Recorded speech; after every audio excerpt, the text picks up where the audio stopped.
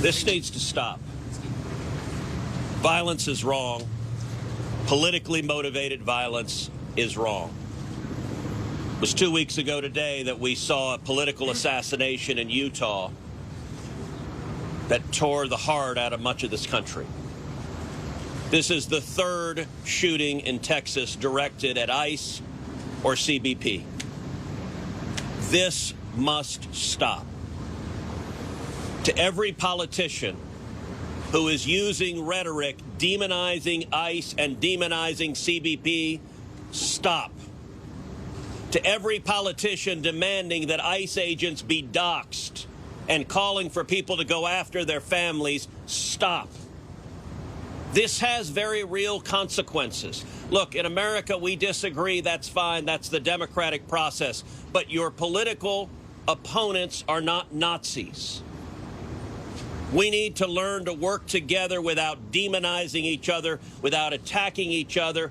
And I want to say thank you. I want to say thank you to the brave men and women of law enforcement. I want to say thank you to the brave men and women of ICE and CBP and everyone who puts their lives on the line to keep us safe.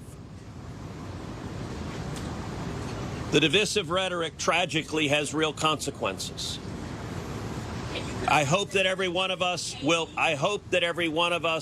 pray, number one, for the safety of law enforcement that are risking their lives to keep us safe.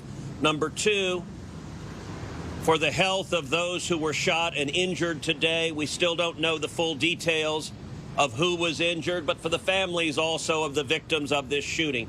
Violence has no place. It is wrong.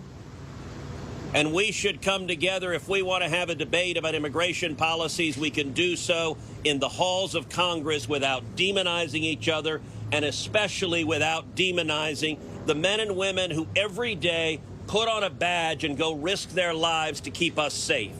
And we should not be putting language out there that inspires madmen to commit evil crimes. Our prayers are with the men and women of law enforcement, and we ought to come together and have some decency across the political aisle to say this violence is wrong and it needs to stop. Senator, have you been told that immigrant detainees were the victims of today's shooting?